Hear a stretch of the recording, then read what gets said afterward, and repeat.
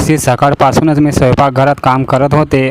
पण असे नाही की मी एकटीच काम करत होते. जेवण बनवणाऱ्या अजून 2 महिलासुद्धा स्वयंपाकघरात होत्या, पण त्या जेवण बनवण्यात व्यस्त होत्या. मी तर आलेल्या लोकांना चहा नाश्ता देण्याचे काम करत होते. आज माझ्या सासऱ्यांचा वाढदिवस होता, त्यामुळे घरात एक छोटीशी पूजा ठेवली होती. नातेवाईक आणि मित्रपरिवारांना बोलवण्यात आले होते.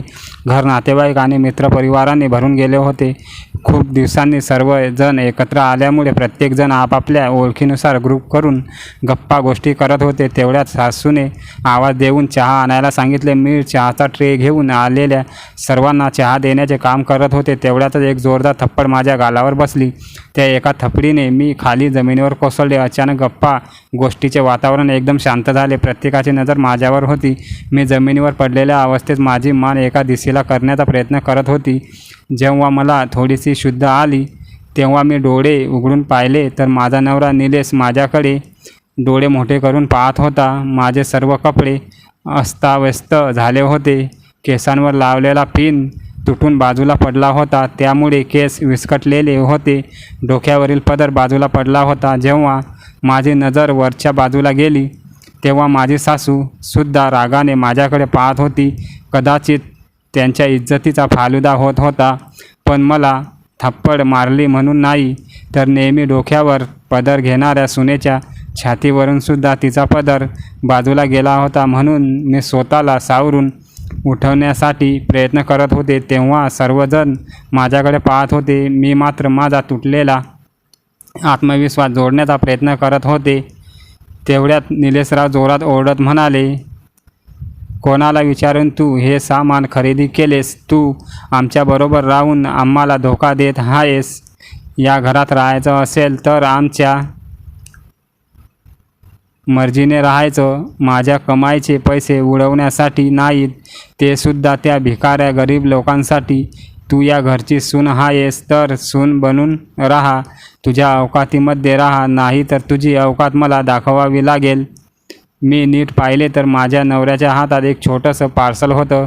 तेव्हा मला आठवले की मी 2 दिवसाअगोदर माझ्या बहिणीसाठी इयररिंग्स ऑनलाईन केले होते, ते सुद्धा फक्त 150 रुपयांचे, कारण तिचा आज वाढदिवस होता. मी विचार केला होता की ती आज घरी येईल, पण तिला गिफ्ट म्हणून ते इयररिंग देईल, परंतु या लोकांनी तिला बोलावलेच नव्हते. शेवटी तीसुद्धा माझ्या माहेरकडील होती ना.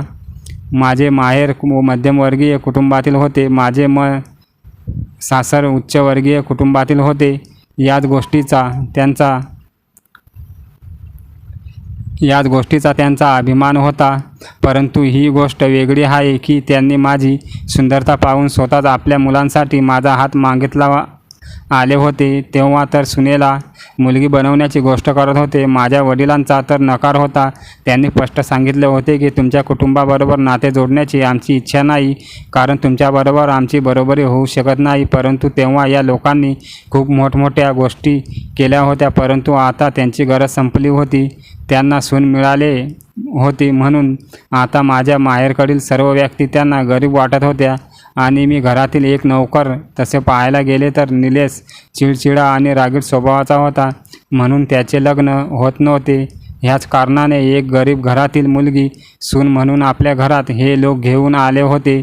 पण लग्नानंतर आजपर्यंत ह्या लोकांनी माझ्या माहेरच्या लोकांना कोणत्याच कार्यक्रमाला बोलावले नव्हते. तेव्हा माझी सासू माझ्या नवऱ्याची बाजू घेत म्हणाली, बिचाऱ्या नवऱ्याच्या भावना जर बायको समजून घेत नसेल तर तो तरी काय करणार? त्याला पसंत नव्हते तर तू ऑनलाईन खरेदी करून त्याचे पैसे का व्यर्थ घालवलेस? पैसे काही झाडाला लागतात का? तू या घरात राहतेस, मग तुला माहेरच्या लोकांची चिंता कशाला करायला पाहिजे? ऑनलाईन खरेदी करण्याची काय गरज आहे? असे म्हणत माझ्या सासूने माझा हात पकडला आणि मला आतमध्ये घेऊन गेली. चल पटकन कपडे बदलून घे, खूप कामे पडली आहेत. त्यांचे हे बोलणे ऐकून मला खूप वाईट वाटले. आता तर माझा स्वाभिमान दुखावला होता, कारण यांना फक्त कामाची पडली होती, तरीसुद्धा त्या कमी माझ्या मध्येच काढत होत्या. आपल्या नालायक मुलाला काहीच बोलत नाहीत. बाहेर सर्व नातेवाईक होते, परंतु काहीही कोणीही तोंडातून एक शब्द बाहेर काढला नाही. आता मी रूममध्ये आले होते. खरं तर मला रूममध्ये आणण्यात आले होते. माझ्या मागे माझी नणद पण खूप रूममध्ये आली. माझे हातपाय धुवून मी कपडे बदलले. तेवढ्यात माझा नवरा निलेश रूममध्ये येत बडबड करू लागला. तुझ्यासारख्या बायका हाच विचार करतात. यापुढे मला विचारल्याशिवाय काही केलंस तर याद राख, मी तुझा नवरा आहे, लक्षात ठेव, असे बोलून तो रूम बाहेर गेला. नवरा बाहेर जाताच माझी नणदसुद्धा मला बडबडू लागली. वहिनी, तुला एवढ्या आरामाचे जीवन जगायला मिळत आहे, तरी तुला त्याचा उपभोग घेता येत नाही का? काय गिफ्ट खरेदी करून आपल्या बहिणीला देण्याची गरज आहे? तिला तिचे आयुष्य जगू दे आणि तू तुझे आयुष्य जग, असा सल्ला मला देऊन ती मला बाहेर घेऊन आली. आणि मी बाहेर येताच माझ्या सासूने मला कामाला लावले. सुनबाई, सर्वांसाठी शरबत बनवून घेऊन ये. तेव्हा मी सर्वात अगोदर माझ्या बाबांना फोन केला. त्यानंतर मी सर्वांसाठी शरबत बनवले आणि बाहेर येऊन सर्वांना देऊ लागली. पण मी माझ्या नवऱ्याजवळ सरबत द्यायला गेली नाही. हे पाहून माझी सासू मला म्हणाली, तू का विनाकारण त्याला उकसवत आहेस? त्याच्याजवळ जाऊन त्याला सुद्धा सरबत दे. आपल्या नवऱ्यावर असं कोण नाराज असतं का? सासूने सांगितले म्हणून मी माझे मन मारून सरबत घेऊन नवऱ्याजवळ गेले. तेव्हा माझा नवरा मित्रांबरोबर गप्पा मारण्यात व्यस्त होता. मी जेव्हा सरबतचा ट्रे घेऊन त्याच्याजवळ पोहोचले तेव्हा तो आपल्या मित्रांना एक बॉक्स दाखवत त्यांना सांगत होता की, बघा, मी माझ्या बहिणीसाठी गिफ्ट देण्यासाठी पूर्ण 20,000चा मोबाईल घेतला आहे. ते ऐकून माझ्या तळपायाची आग मस्तकात गेली. तेव्हा मी माझ्या हातातील सरबताचा ट्रे बाजूला ठेवून एक जोरदार थप्पड माझ्या नवऱ्याच्या मारली. तेव्हा सर्वजण पुन्हा माझ्याकडे पाहू लागले. पण आता माझा आत्मविश्वास वाढला होता. तुझ्यासारखी माणसे असाच विचार करतात. तू कोणाला विचारून हे गिफ्ट खरेदी केलेस? मी तुझी बायको आहे, लक्षात ठेव. तू तुझ्या अवकातीत राहा, नाही तर अवकात मला सुद्धा दाखवता येते. माझ्या ह्या कृतीने माझी नणद रागावली आणि माझ्याकडे मोठे डोळे करून पाहू लागली.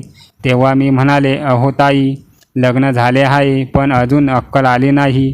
चांगल्या प्रकारे आरामात जीवन जगायचे, कशाला बहिणीसाठी गिफ्ट घ्यायचे? बहिणीला तिचे जीवन जगू द्यायचे ना आणि स्वतः मस्त जगायचे. आता सासू काहीतरी बोलणार, पण माझे बाबा दरवाजाजवळ येऊन सर्व काही पाहत ऐकत होते. सासू काही बोलण्या अगोदरच त्यांनी हात जोडले आणि म्हणाले, निलेशरावांच्या आईसाहेब, बस झाले. आता तुम्ही तुमचा दिलेला शब्द पाळलात. तुम्ही स्वतः सांगितले होते माझ्या मुलीचा तुम्ही मुलगी बनवून सांभाळ कराल. तुम्ही खरोखर माझ्या मुलीचा सांभाळ मुलीसारखा केलात. स्वतःच्या मुलीसारखे तिला अधिकार दिलेत. तुमच्या मुलाने माझ्या मुलीला एक थप्पड मारली होती, ती आता माझ्या मुलीने परत केली. आता हिशोब चुकता झाला आहे. मी माझ्या मुलीला घेऊन जायला आलो आहे. आम्हाला माफ करा. स्वतःच्या इज्जतीच्या फालुदा होत आहे. हे पाहताना माझे सासरे म्हणाले, तुम्ही मुलीचे बाबा आहात. छोट्या मोठ्या गोष्टी तरी कुटुंबामध्ये होत असतात. तुम्ही या घरात, आपण बसूया. तेव्हा सासू म्हणाली, असली कसली छोटी मोठी गोष्ट? असं कधी होतं का?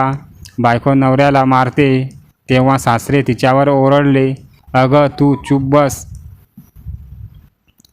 तुम्ही घरात या. तेव्हाच माझे बाबा सासऱ्यांना म्हणाले, आम्हाला माफ करा, पण ह्या गोष्टी तुमच्या कुटुंबात चालत असतील, आमच्या नाहीत. माझ्या मुलीला मार खाण्यासाठी पाठवली नव्हती. आम्ही गरीब आहोत मान्य आहे, पण आम्ही आमच्या मुलीला विकू शकत नाही. असं म्हणत बाबांनी मला चल असा इशारा केला. तेव्हा मी घरात जाऊन माझे सामान घेऊन मोठ्या आत्मविश्वासाने त्या घराबाहेर पडले. काही दिवसांनी आमचा घटस्फोट झाला. आज मी स्वतंत्र झाले होते. माझे पुढील उच्च शिक्षण मी पूर्ण करायला सुरुवात केली. काही वर्षात मी माझे शिक्षण पूर्ण करून पोलीस दलात मोठ्या पदावर काम करू लागली. आणि ज्या कोणी पीडित महिला असतील त्यांना माझ्या खात्याकडून काही मदत हवी असेल तर मी देण्याचे काम करते. माझ्या कामामुळे आज माझ्या आई वडिलांचे नाव मोठे करण्याचे भाग्य मला मिळाले आहे. त्यातच मी स्वतःला खूप नशीबवान मानते. आज मी माझ्या आईबाबांच्या आशीर्वादाने दुसरे लग्न करून सुखाचा संसार करते आहे.